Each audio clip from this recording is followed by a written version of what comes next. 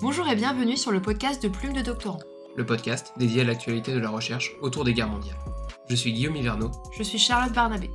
Alors que l'historiographie de ces périodes est déjà abondante et que les livres les concernant inondent régulièrement les rayons de librairie, quels sont les travaux les plus récents et quels débats animent la recherche?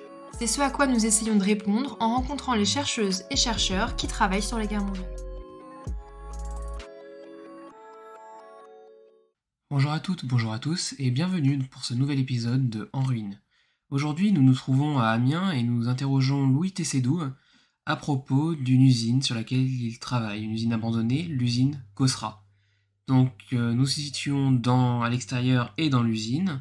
C'est pourquoi la qualité sonore de l'épisode va varier tout au long et nous vous prions d'excuser des éventuels désagréments que cela peut engendrer au cours de l'écoute.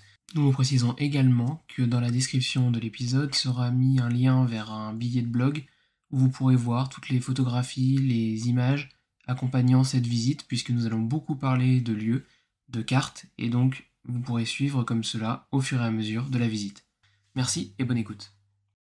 Aujourd'hui nous sommes donc avec Louis Tessédou, donc on te laisse te présenter, mais vraiment tu es prof de lettres d'histoire à je suis Amiens. enseignant en lycée pro et vacataire à l'université d'Amiens en licence 3, j'ai des licences 3 pro. Et je travaille sur le patrimoine industriel avec eux et je fais ma thèse avec Florence Haché-Leroy à l'université d'Artois sur la patrimonialisation du site Cosra. Et donc là nous sommes sur le site Cosra qui génère beaucoup de questions et d'interrogations. Et pour les profs d'histoire, ce qui est super important, c'est que depuis 3 ans, le fonds Cosra est inventorié. Donc on a 140 mètres d'archives de l'entreprise et ça va de 1808 à 2012. Et donc là dans l'usine il n'y a plus d'archives à proprement parler? Non, elles ont monté les archives, elles étaient situées ici. Donc une maison qui là aujourd'hui c'est la maison du projet et le lieu où il y a le chef des travaux. Mais avant c'était le réfectoire. Il y avait toutes les... alors après c'est toujours pernicieux dans le sens où c'est que le regard de l'entreprise. On voit que l'entreprise par le regard de l'entreprise, mais il y a d'autres sources annexes. Mais d'avoir 140 mètres d'archives en 1808 2012, c'est quand même énorme. Et là où il y a le piège, c'est qu'ils étaient en centre-ville, les Cosra, et il y a une première usine Cosra, on va la voir après, qui est située à Salé, 1838. C'est la même usine qu'ici, en plus petit, qui est la matrice du monde industriel Cosra.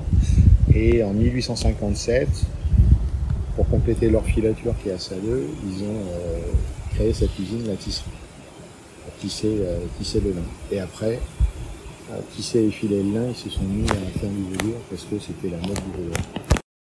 Il y avait des qui est connu. Ici, il y avait des moulins au Moyen-Âge et il y avait de l'espace. Dans l'arbre généalogique des Cosra, on retrouve des gens qui portent le nom des anciens propriétaires. On soupçonne un peu la faillite en 1857. Il y a le terrain qui est à prendre. Il a dû avoir connaissance du terrain et puis de l'acheter. Donc là, on a 3 cours d'eau. C'est super important. C'est qu'on a la vieille Somme. La Somme qui se situe derrière le bâtiment qu'on voit là. Là, on a un pont qui est sur la Selle. D'accord. Et il y avait un 3e cours d'eau qui s'appelle la Dégueulasse. Toutes les eaux usées de l'usine allaient là où il y a le petit bleu. Alors à la radio, ça ne le fait pas, la petite flèche avec la petite pancarte. Il y avait la Dégueulasse, il y avait toutes les eaux usées de l'usine qui passaient là. Et aujourd'hui, c'est comme la Bièvre à Paris, c'est couvert, quoi. On avait, il y a 3 cours d'eau, parce qu'ils ont besoin énormément d'eau. Et ici, ce qui est entre guillemets génial pour un urbexeur, c'est qu'ils n'ont jamais eu de problème de place en fait. C'est qu'ils avaient la rive droite. Sur la rive gauche, il y avait le concurrent qui a brûlé dans les années 1870. Et ils ont racheté la parcelle du concurrent. Et on a les derniers bâtiments qui datent de 1970. En gros, dès qu'ils avaient un nouveau besoin, ils construisaient un bâtiment. Donc on a 3 hectares de bâti sur un site de 13 hectares en tout. Et donc là on est au niveau d'un bâtiment qui est à peu près en face du monument aux morts. Ouais, alors c'était quoi comme bâtiment? Il y a un piège, c'est que la rue, elle donnait comme ça. Nous on rentre comme ça, mais après la Première Guerre mondiale, ils ont bousculé l'ordre des choses. Et en fait, ici, c'était les bureaux administratifs. Il y avait des colonnades grecques. Donc en gros, le visiteur arrivait et prenait en pleine tête la puissance Cosra. Sauf qu'elle est quand même très limitée parce que c'est un monde catholique ultra clos, une usine ultra paternaliste. Et de l'autre côté, on verra tout à l'heure, on a la salle des machines qui est un palais, vraiment un palais industriel avec une façade exceptionnelle. Sauf qu'au lieu de la tourner vers nous, donc de dire bon, voilà, on rentre, on est prend en pleine tête, c'est tourné vers la salle des chaudières, en fait on ne la voit pas.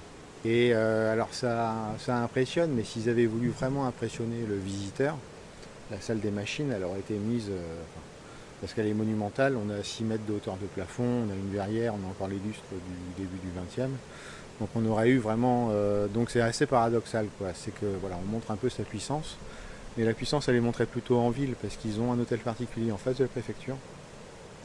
Le siège social était à côté de la préfecture, bon, il a pris un obus en 40, il a été détruit. Donc c'est plutôt en ville qu'on va retrouver la puissance. Là c'est vraiment un monde qui est clos, hein.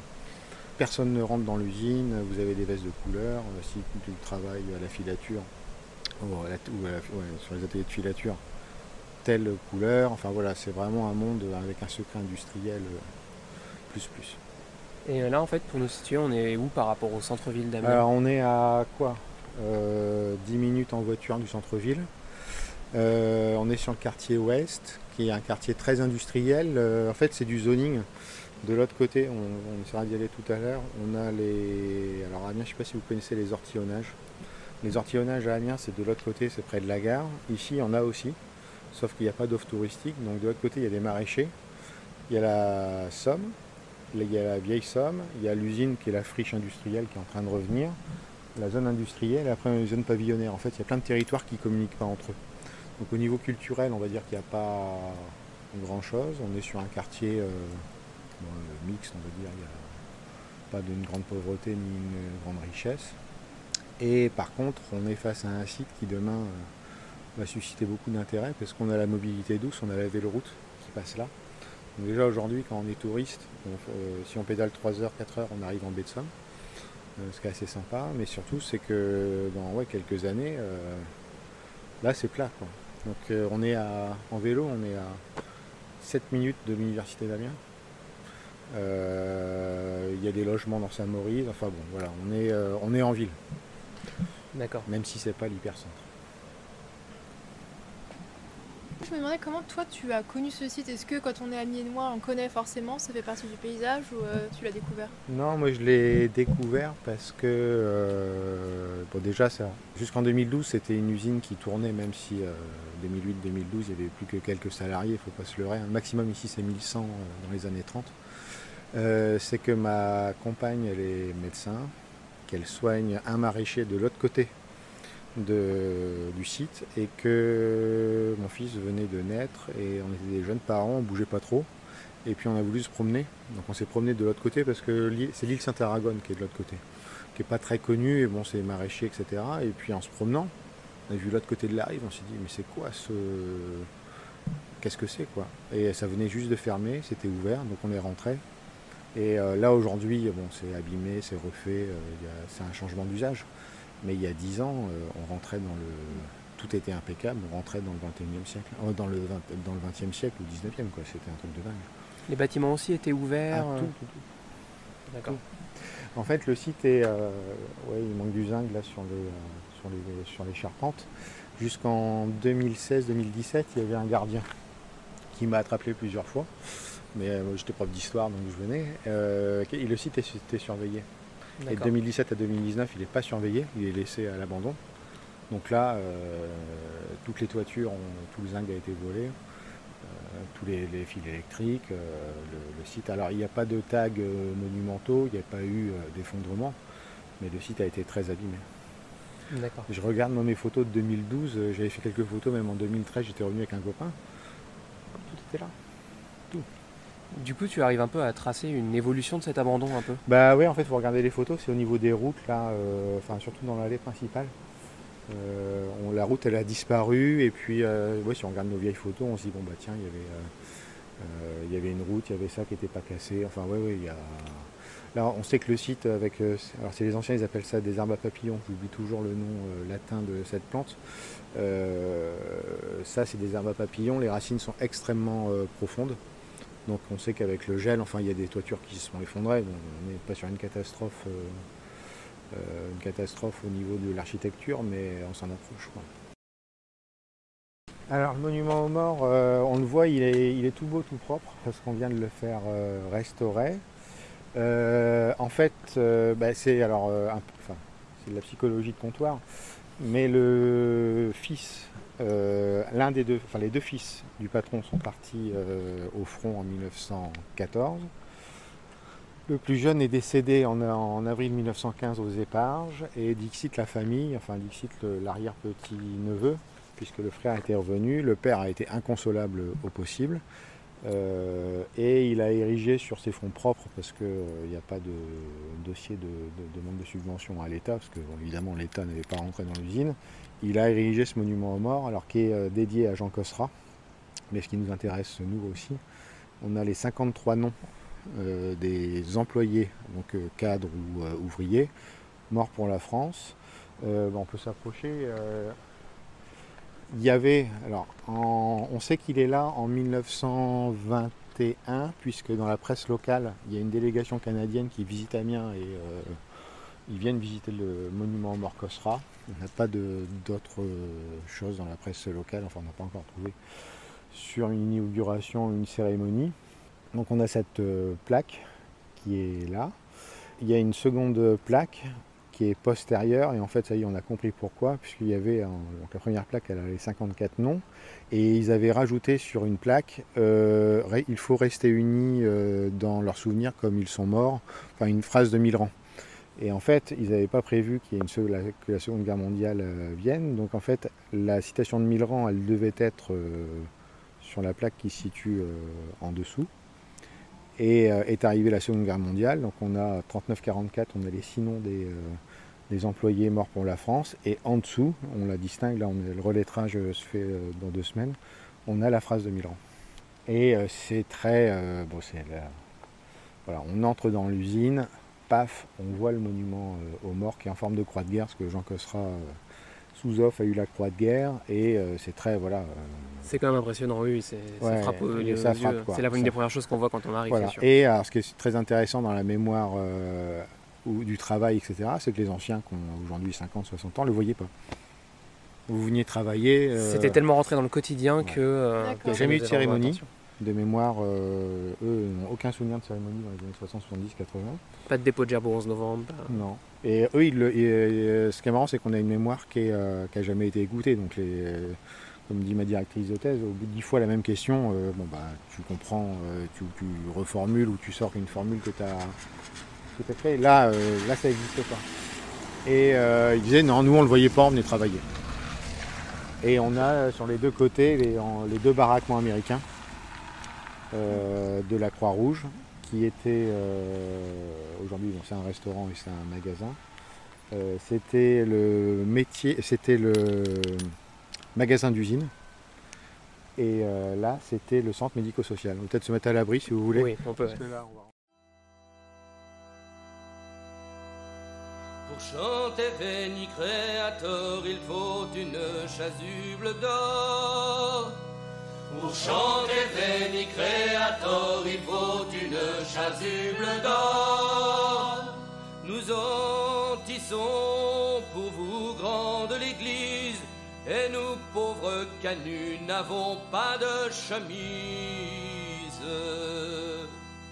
C'est nous les canuts, nous allons tout nus. C'est nous les canuts, nous allons tout nus. Pour gouverner, il faut avoir manteaux ou rubans en sautoir.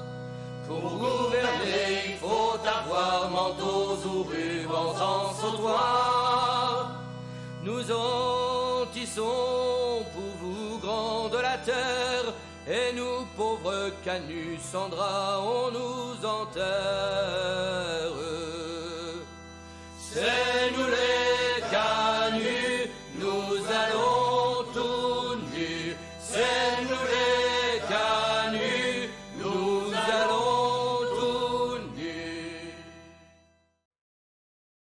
salle. Alors, c'est la salle de l'entreprise de Philippe Dessin, du CIT Dessin. On est sur une salle de 1920 qui était dans un état pitoyable il y a quelques années. Ils sont là depuis 3 ans, ils ont déménagé leur entreprise et il y a de la place. Donc c'est là où on accueille les visiteurs pour les journées du patrimoine, où on fait des événements aussi. On a fait un défilé de mode avec du velours Cosra et des jeunes, un concert de musique classique. Je décris un peu la pièce, il y a un tapis au sol, il y a des affiches, des panneaux explicatifs sur l'usine. Oui, on s'améliore parce que la première année, on n'avait pas d'exposition. Donc en fait, les gens, le public est venu et puis partait directement sur le site. Là, quand il y a l'exposition, les gens lisent les panneaux, donc ça permet un peu de faire tampon s'il y a un peu d'attente. Donc il y a 2 expositions, là on va faire une exposition 14-18, ça c'est l'exposition de l'année dernière. Et on va faire une deuxième exposition sur les réseaux familiaux Cosra, parce que c'est des grandes familles patronales amiénoises qui étaient entre elles. Donc voilà, il y a 2 expositions avec des petites découvertes à chaque fois. L'année dernière, on a exposé avec l'accord de la famille Moulin les dessins de Jean Moulin. Comme il était numéro 2 de la PREF dans la Somme 34-36, il a fait des dessins des ouvriers. Donc ça, c'était... Des ouvriers de Cosra ? Non. Il n'y a pas eu de souci. Il a dû rencontrer Cosra et il a fait une eau forte formidable avec des ouvriers, Cosra ou Saint-Frère, enfin. Oui, il n'y a pas le décor, on ne peut pas savoir, mais c'est le monde ouvrier de la Somme. Et puis, il y a 2 ans, on avait retrouvé la lettre de Jules Verne qui est venu ici en 1893, qui adresse une lettre de félicitations à Oscar Cosra. Et on n'avait que la moitié de la lettre et la famille nous a donné la suite. Donc on a exposé la lettre. Et donc tu nous expliquais que Cosra a un peu servi pour lancer le plan Friche. Oui, le plan Friche il y a 3 ans. Il y a Jean Castex qui est venu à Amiens, mais bon... Peut-être rappeler ce qu'est le plan Friche d'ailleurs. Alors il y a de l'argent public qui est transmis aux entreprises qui s'engagent sur la reconversion des friches industrielles. Donc il fallait, on va dire, un décor, il fallait un environnement industriel avec, parce qu'on a une partie de l'usine qui est rachetée par un promoteur immobilier. Donc voilà, il fallait asseoir le discours et Jean Castex est venu. Après, il y avait un projet pédagogique avec les élèves où on avait eu 3 pages dans le Télérama, une page dans Le Monde. Ça avait fait un peu ça avait remué un peu et la préfecture de la Somme a dû remonter l'info. Ouais, du coup, tu mobilises ça dans le cadre scolaire alors ? En fait, moi je l'ai découvert il y a 10-12 ans. Projet de confinement en 2021 où en fait on ne peut rien faire dans les lycées où on est bloqué. Et l'idée, ça a été de faire un bouquin. C'était un projet qui s'appelait De Cosra, tu causeras. Un petit livre avec les élèves, un livre d'histoire avec des élèves de lycée pro. Sauf qu'on on pensait pas à ce qui allait arriver, c'est que le livre c'est très très très bien vendu et en fait il y a une mémoire, il y a un appel du public.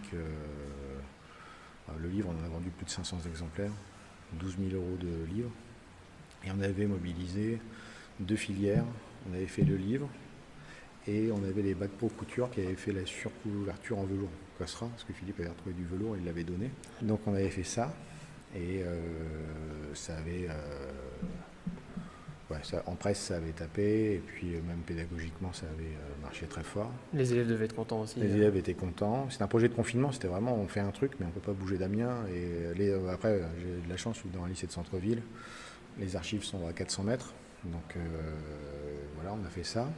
La deuxième année, on a continué, on a fait une exposition avec l'université d'Amiens, où là, il y avait des étudiants en art qui ont fait une exposition avec mes élèves, qui avaient fait des panneaux, et les bacs pro couture qui avaient fait des tenues. Et la troisième année, on a fait le défilé de mode ici, et ça existe sur YouTube, ça a été filmé. On mettra le lien dans la description. À voir, c'est sensationnel, parce que les anciens avaient donné du velours. Les métiers de la mode et du vêtement avaient fait des tenues. Et moi, mes élèves en restauration collective avaient fait le buffet. Wow. Et il y avait une entrée avec les élèves de Creil qui est venu faire du breakdance. Et moi, ce que j'ai apprécié énormément sur le projet, c'est qu'au niveau du corps, il y avait des grands élèves, des petits, des mecs, des ronds, peu importe. C'était le projet, ils avaient mis 2 ans à faire le truc.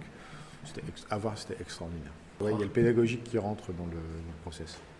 Et tu continues encore, tu as encore des projets là-dessus Là, non, là je fais ma thèse dessus. J'ai pas de projet, mais ça demande qu'à repartir. Et alors, avec ta connaissance du lieu, tu l'as visité plusieurs fois, à l'abandon, dans des cas de patrimonialisation, etc. Pour ta thèse, justement, est-ce que ça t'apporte quelque chose Ouais, si, ça me... Ouais, c'est un peu le hasard. Moi, je pensais j'avais qu'une licence, en fait, il y a encore 2 ans, 3 ans. Et puis, en fait, quand tu tombes sur le truc de cette usine, parce qu'il y a le site, il y a les gens en ville qui sont vivants, les anciens, et puis si c'est pas les anciens, c'est le fils de l'ouvrière, voilà, il y a une mémoire locale qui est là, il y a le site, la mémoire et les archives. Donc moi en fait, maintenant je suis mieux, enfin pas mieux armé, mais il y a 3 ans quand je tombe dessus, on fait le petit bouquin avec les élèves, avec des images d'archives qui sont jamais sorties. Tu dis, il y a quand même quelque chose, quoi. Il y a un truc qui est extrêmement injuste pour cette mémoire qui est totalement abandonnée. Le site, il est majestueux parce qu'il est dingue. Donc j'avais écrit à Florence Haché-Leroy, qui est professeure des universités à l'université d'Artois, mais qui est aussi présidente du SILAC. Et je lui ai dit, bah voilà, je suis un peu quand même embêté, je suis tout seul. Alors aujourd'hui, vous êtes là, aujourd'hui il y a du monde, mais il y a 4-5 ans, il faut penser qu'avec Philippe, on est tous les deux, quoi. Et on se dit, mais qu'est-ce qu'on va faire Et elle m'avait beaucoup aidé. Et puis, l'idée de reprendre les études est arrivée assez rapidement. J'avais qu'une licence, donc j'ai fait mon master avec elle. Puis je continue en thèse avec elle. Parce que tu lâches pas le truc, quoi. Faut pas lâcher l'usine.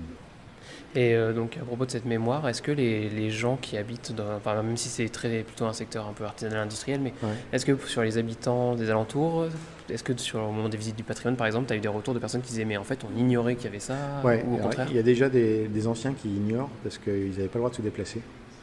Donc, quand tu fais des visites avec du public, tu sais d'emblée s'il y a des anciens ou pas.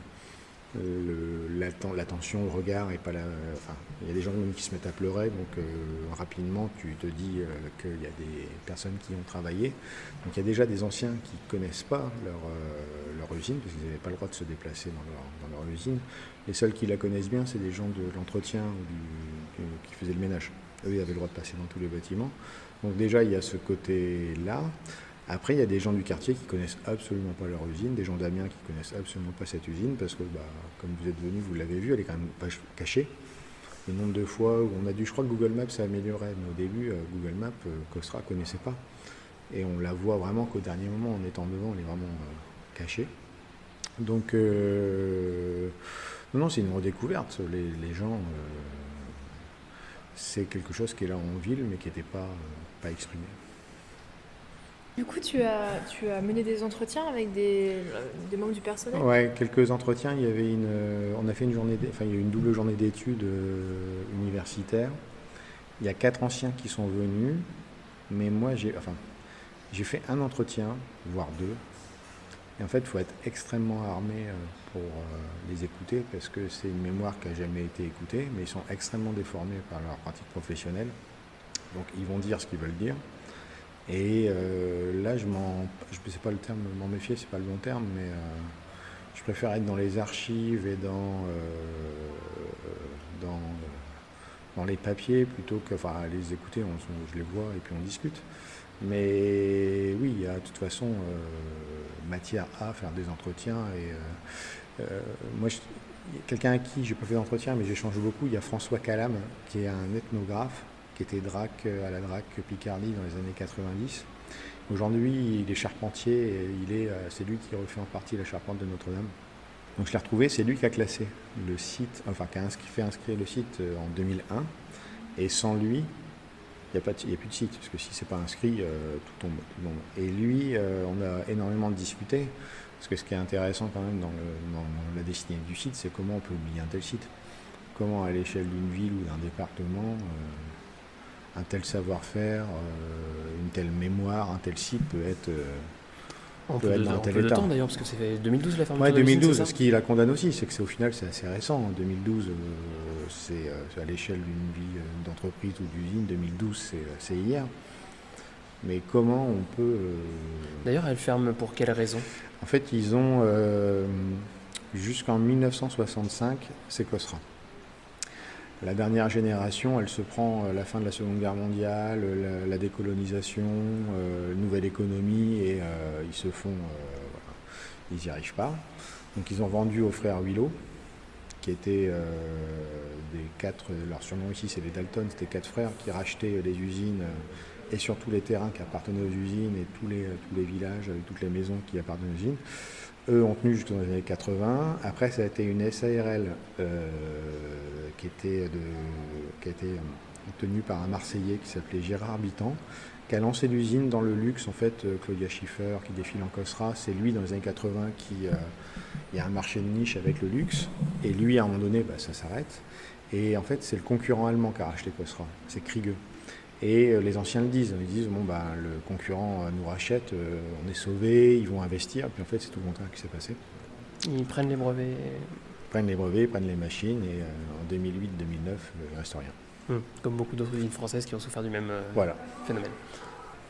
Et puis on est sur c'est un autre monde industriel. Quand tu vois la grandeur du site, en entretien, si demain on monte une entreprise, il faut avoir les reins plus. C'est énormissime comme site. Donc que ce soit une collectivité ou quelqu'un de privé, on est sur un autre modèle économique, on est sur toute autre chose, quoi. On le voit pour d'ailleurs l'endroit où on se situe actuellement, l'entreprise qui fonctionne. Voilà, on la verra tout à l'heure, on pourrait faire un tour. Eux travaillent pour le sport et pour les décors de cinéma et de théâtre, parce qu'ils ont un savoir-faire particulier. Mais bon, il y a beaucoup moins d'emprises foncières que... foncières, là. Mais eux travaillaient jusque dans les années 30, il y avait 1100 employés, plus l'usine que j'ai visitée avec Nicolas Fonstadt. On a réussi à y rentrer il y a quelques mois. L'usine de Salleux, qui est à 10 km d'ici, c'est des usines, c'est monumental. Mais par contre, pour un territoire comme Amiens, qui a été ravagé par 1870, 14-18, 39-45, il ne reste pas beaucoup d'usines du 19e qui ont été préservées. Et là, c'est la dernière de toute manière. Et pourquoi ta thèse, tu l'orientes sur la période 1945-2001? Parce que j'ai fait mon master sur 1838-2001. Après, moi, j'ai une chance inouïe, c'est qu'il y a déjà eu des travaux qui ont été faits sur COSRA. Il y a eu 2 maîtrises au début des années 2000. Sauf que quand c'est fait, l'entreprise, elle tourne toujours. Sauf que là, le gros gâteau, c'est que tu as 140 mètres d'archives. Et encore, il y a des gens qui ramènent des archives, donc on en récupère tous les mois, on récupère des choses. Donc on a décidé de l'axer sur 1945-2001 parce que jusqu'en 1945, c'est pas exceptionnel, mais j'oublie celui qui a écrit la thèse sur Léon Hamel en Champagne, une espèce d'usine catholique fermée avec l'État qui rentre pas, avec ce paternalisme catholique, parce que ici, à 10 km, on a l'ennemi protestant, donc il y a une concurrence entre patrons, le truc classique. Ce qui m'a intéressé, moi, c'est, je me pose toujours la question alors je me suis laissé, 2001, c'est le départ de François Calam de la DRAC, c'est l'inscription du site, et puis c'est le début de la fin avec le rachat de Kriege.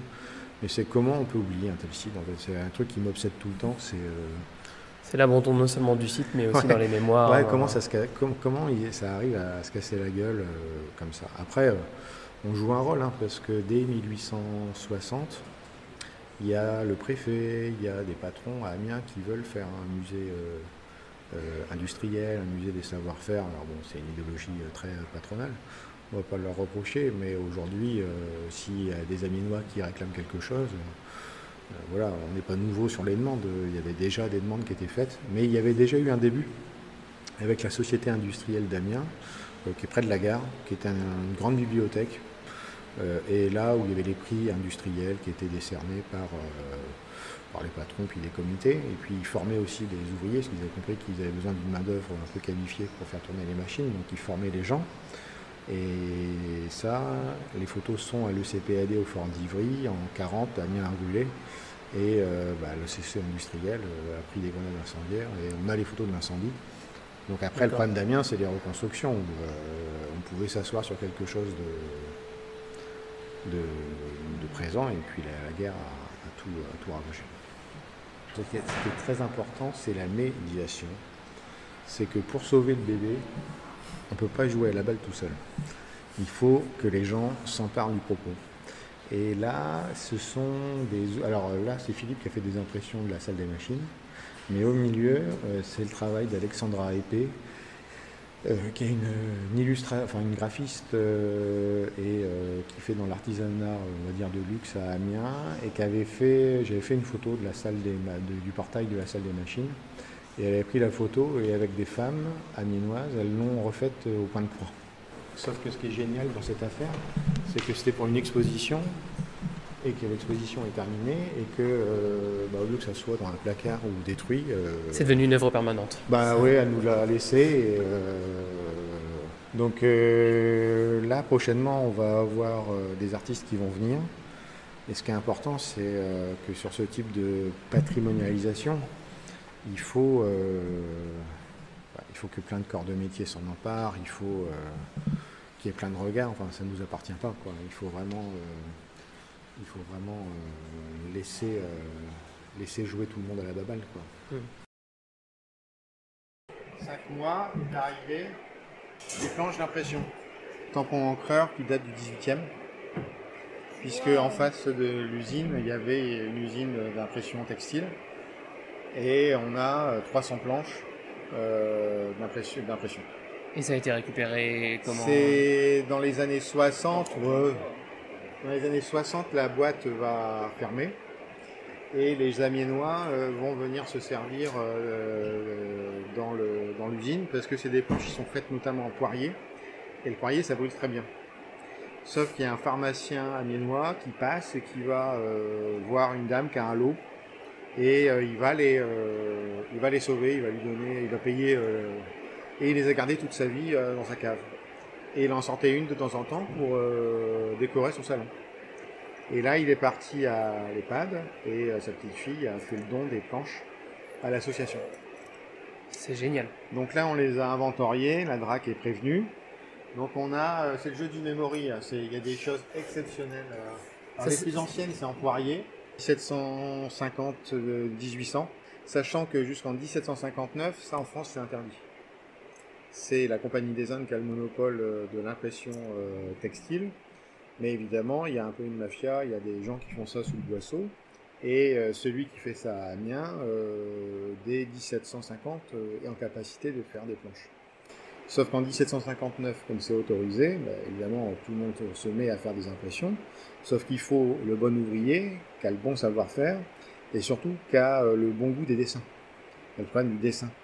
Et c'est le dessinateur de Louis XVI, dont je retrouverai le nom, qui a calculé que 80% ou 90% des manufactures d'indiennes après 1759 font faillite, parce que soit c'est mal imprimé, soit ça n'a aucun goût et il ne trouve pas sa clientèle.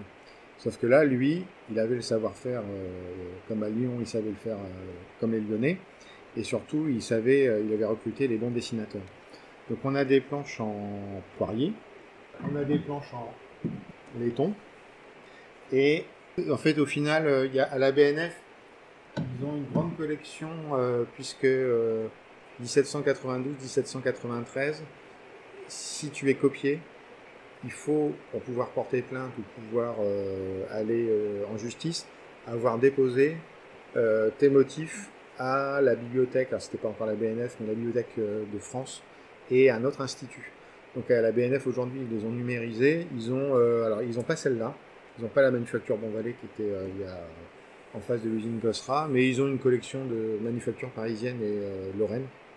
Et ça respecte la mode de l'époque, c'est des fleurs des jardins français. On a un motif révolutionnaire, que je vous retrouve. On a des motifs qui sont très géométriques, qui sont, je pense, utilisés, voilà, ça. Ça, c'est pour le papier peint. Ça, c'est de l'antimoine et de l'alumine et du plomb. Et je pense qu'on est sur les motifs des premiers papiers peints. Sur le lot, là, en tout, ici, il y a 300 planches. Il y a 8 planches qui sont à Angers, parce qu'il y avait une descendante qui a fait un don de 8 planches. Et voilà. Alors après, on essayait aussi de retrouver, on a des ensembles Alors on a le motif révolutionnaire, mais on a des ensembles de planches, parce qu'une planche égale une couleur. Et on a, ce Napoléon est venu en 1803 visiter l'usine, donc on a récupéré de Napoléon, la fondation Napoléon nous a envoyé le scan. Et on a un historien de la Troisième République, historien très local, qui explique qu'ils allaient à Amiens jusqu'à 8 couleurs. À chaque fois tu rejoues ton morceau de tissu, eux montaient jusqu'à 8 couleurs. Donc là, vous avez des planches, et est-ce qu'il y a des tissus justement? Est-ce qu'on a Ouais, des productions conservées? D'accord. On va aller les voir. Alors, normalement, j'ai un morceau de tissu.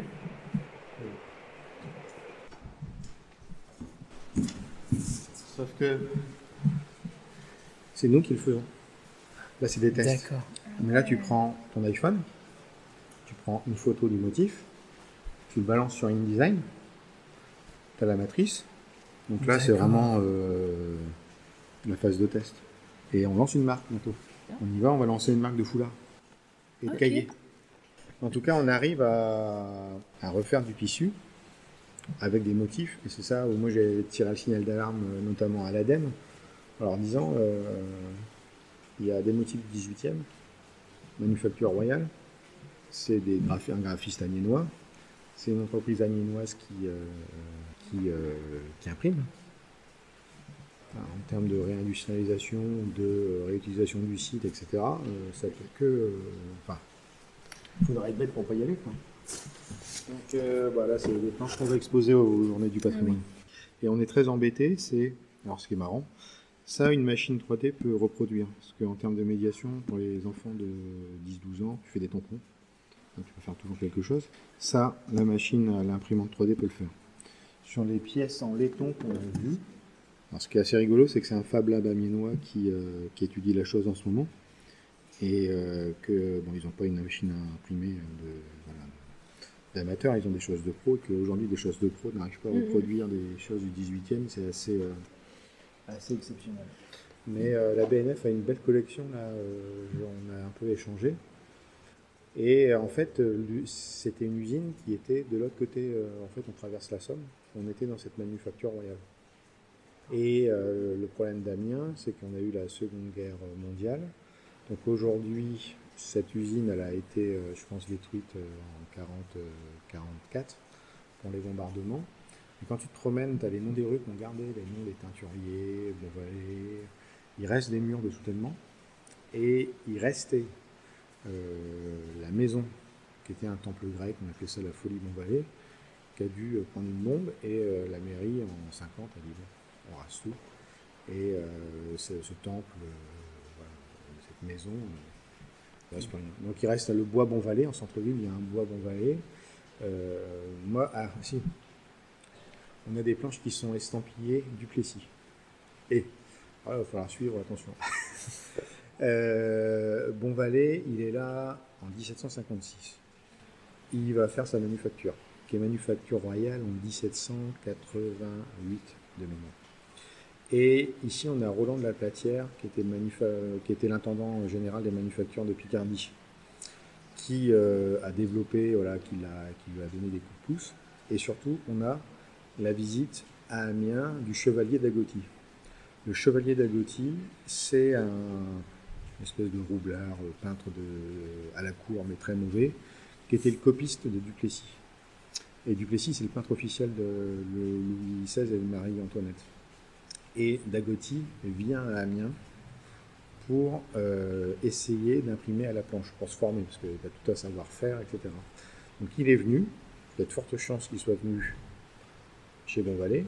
On a des planches où c'est écrit Duplessis, Duplessis Dagoty étant en rapport, donc voilà. Et je vous l'enverrai parce qu'à décrire avec des mots c'est compliqué, mais à la BNF, ils ont des impressions géantes parce que c'est 1 mètre sur 1 mètre, enfin c'est quelque chose d'assez grand, et c'est la première fois que ça a existé au monde, d'impression en 3 couleurs, voire 4 couleurs, de portraits sur du tissu. Et il avait inventé un procédé révolutionnaire, sachant que son père Dagoty, pour les étudiants en médecine, il y a les planches d'anatomie Dagoty, son fils a fait la manufacture Dagoty de porcelaine à Paris, et lui il est entre les deux, il a essayé d'être peintre, mais visiblement il a même un tableau qui est refusé par l'impératrice d'Autriche, enfin bon, il a essayé de trouver, c'est moins bien passé, mais il vient à Amiens, à l'impression sur planche, parce qu'il y a vraiment tout un savoir-faire, c'est redoutable l'impression sur planche. Il vient, donc pour moi, il est venu voir mon valet. On a des planches qui sont estampillées Duplessis, donc il y a de fortes chances qu'on ait des planches qui ont été utilisées par Duplessis à Versailles. Et on a le chevalier d'Agoty qui était là. Et à la BNF, ils ont un portrait de Louis XVI, vous l'enverrez, sur du velours. Et en plus, imprimer sur du velours, c'est extrêmement compliqué, parce que tu as une coque, le velours, et faut vraiment... Et ils ont restauré 2 chaises où, sur du mobilier, il arrivait à imprimer, à avoir des chaises imprimées. Et ça, c'était à Amiens. D'accord. C'est impressionnant tout ce qu'on arrive à Ah retracer. bah oui. Et ça, c'est le souci, c'est... le souci, non. L'arme, c'est la médiation. Bah, du coup, c'est ça, c'est impressionnant quand tu nous citais l'abandon de l'usine. Toi, tu as cette découverte autour de 2015, et puis on en arrive finalement en peu de temps, en fait, en une petite dizaine d'années. Parce que là, j'étais content de moi quand même. On est en 2024, le monument aux morts, on l'a restauré. Bon, il est financé par la DRAC, la région, département, la ville, et puis le Souvenir français. Mais on a découvert, on s'y est mis en 2021. Oui, donc en 3 ans de temps. En 3 ans de temps, on a déjà le monument aux morts qui est restauré. On espère passer à un autre bâtiment prochainement. Bah, tu te dis, c'est totalement... Enfin, moi, j'ai toujours dit la même chose, c'est totalement injuste. Un tel site ne peut pas tomber dans un abandon, quoi. Tu peux pas. Mais on sent qu'il y a une dimension affective aussi. Ah oui. Il y a une dimension affective, mais une dimension philosophique où tu es libre. Tu fais ce que tu veux. Même si aujourd'hui, on fait pas ce qu'on veut, mais... Dans quel sens tu peux préciser un peu du coup? Bah tu fais, moi je sais pas, si je m'auto-analyse, je le comprends le site, je suis bien ici, je fais mon truc, mais tu fais ce que on a créé une association, donc on a une certaine liberté, on a un numéro de SIRET, donc on peut faire des choses, on peut avoir des factures et puis recevoir de l'argent, avoir des adhérents, de toute façon on a des adhérents, et puis tu fais ce que tu veux. Là, on respecte le calendrier des Journées du patrimoine avec le thème des Journées du patrimoine, mais si on a envie de faire autre chose, on fait autre chose. Donc, dans un monde qui est quand même très corseté et très dans les cases, là, on a sorti le guide aussi. Ça c'est super. Le guide, on a fait le guide de l'usine. Il y a une étudiante en graphisme qui voulait absolument travailler sur Cosserin. Donc on l'a imprimé à Amiens. Et ça, on le fait par les Journées du patrimoine. En fait, les gens, ils comprennent pas le site. Donc en fait, les gens, le public... Ils sont un peu perdus sur la carte. C'est qu'au bout, au bout d'une heure, tu oublies tout. Donc en fait, on avait refait ça pour que les gens, on rentre par ici, et puis c'est comme ça que ça fonctionne. Donc les gens, ils ont quelque chose, quoi. Et non, ça manquait. Là, on a été c'est les derniers, on va les vendre aux Journées du patrimoine. Au moment des Journées du patrimoine, donc les gens pourront visiter quand même la partie... Alors, le promoteur, il ouvre le samedi. Le samedi, la partie principale, elle va être disponible. Uniquement en extérieur, parce qu'en intérieur, trop dangereux, etc. Il faudra faire des tout petits groupes. Nous, on ouvre, il y aura les 2 expositions qui seront ici. Philippe va ouvrir son entreprise, et puis ils vont pouvoir visiter l'entreprise. Et puis on fait partir des gens, il pleut comme c'est pas possible, on ira tout à l'heure en sortant, on peut visiter le site à l'arrière. Et on peut monter sur le promontoire qui est ici. Et où il y a la station d'épuration, on peut grimper. Et on peut raconter 2 histoires qui sont savoureuses.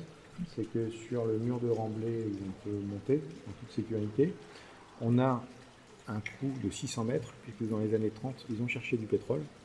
Ils n'en ont pas trouvé, mais ils sont descendus de 600 mètres et on a la carotte qui est à l'Institut Pasteur à Lille. Et pour les fans de géologie, on a le Crétacé supérieur, Jurassique, etc. Donc là, il y a le trou qui est ici, donc il est bien caché, bien protégé. Et de l'autre côté, c'est un truc d'urbex à faire, c'est dans les années 30, la défense passive a exigé des abris pour les bombardements. Donc il y a des cavernes calcaires, et il y a un ancien qui se rappelle de l'entrée. Donc voilà, et ça c'est le truc qui séduit le public. Le plan ? Ouais, le plan. Le directeur, c'est celle qu'on voit du coup. La maison du directeur, ouais. Ça a dû disparaître, mais maison du directeur concierge. En fait, la première salle des machines, elle est là. Là, ils tissent le lin. Une espèce de, il y a la filature, le lin arrive de Saleux. Là, ils le tissent, ils se mettent au coton. Et puis, le velours va faire que espionnage industriel, ils récupèrent des machines en Angleterre. Et ils se lancent au niveau du velours. Ouais, nous, tout à l'heure, en fait, on s'est arrêté à ce niveau-là, Alors, en fait, ça c'est reste ça? là, ouais. D'accord.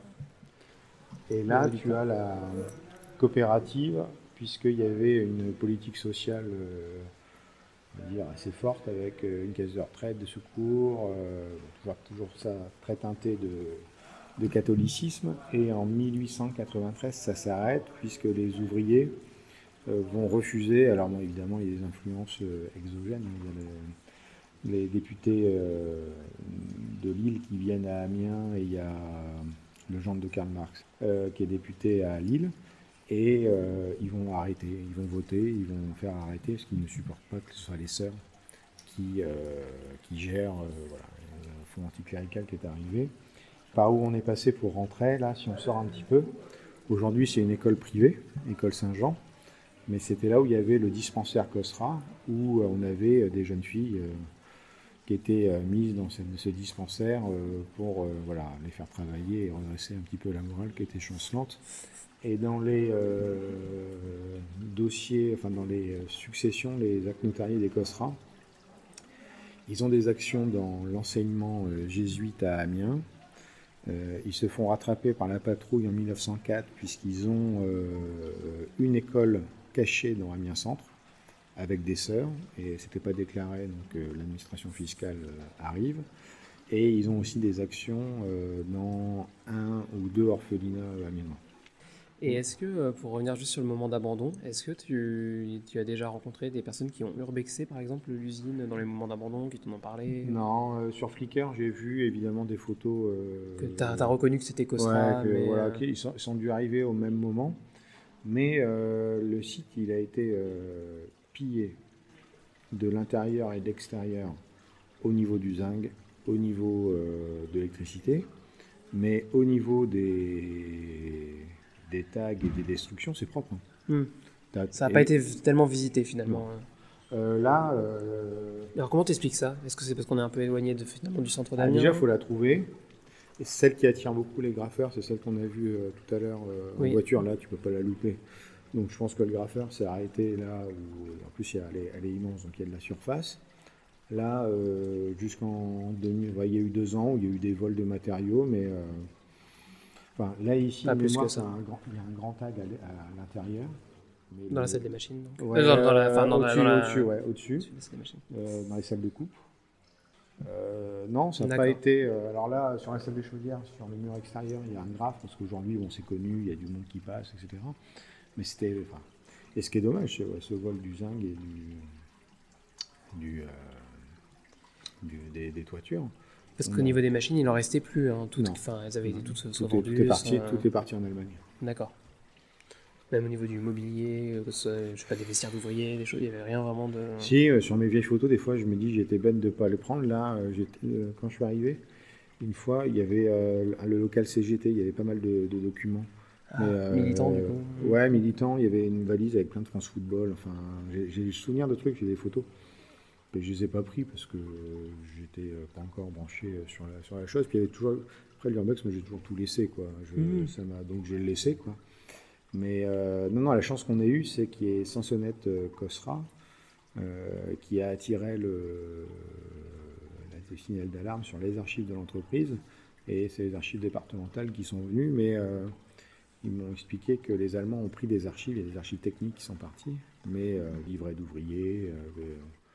Pour faire une histoire sociale de l'usine, par exemple. Oui, ça, il n'y a pas de souci. Même au niveau technique, il y a quand même des choses qui existent.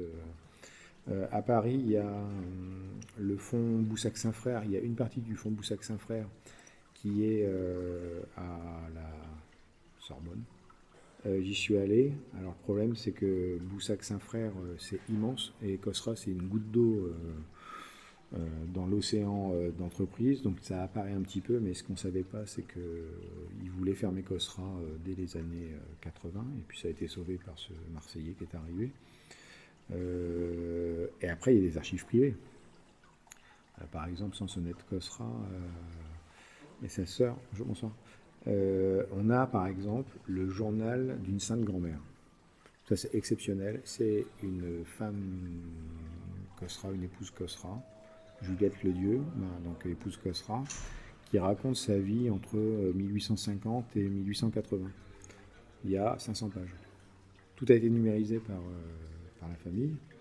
Et ça, c'est formidable parce que c'est le regard féminin ultra-catholique sur la révolution industrielle. Donc, par exemple... C'est un document précieux.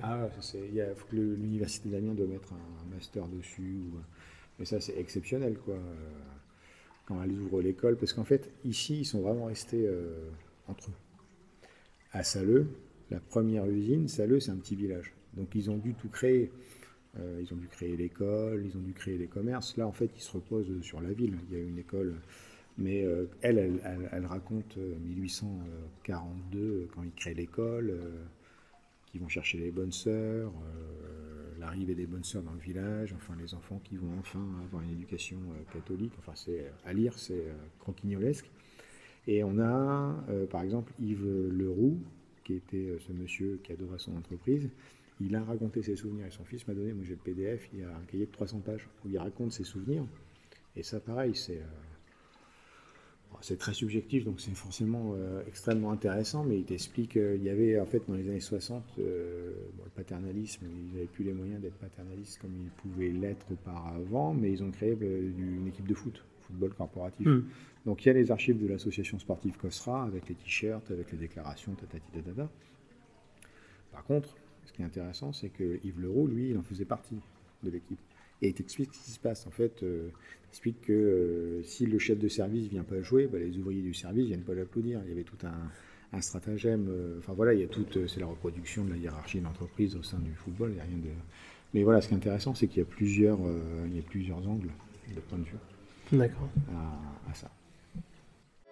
Nous vous remercions d'avoir écouté ce podcast réalisé par les doctorants en Seconde Guerre mondiale du laboratoire Istémé de l'Université de Caen. Si vous l'avez aimé, n'hésitez pas à partager. Nous vous retrouvons le mois prochain pour un prochain épisode.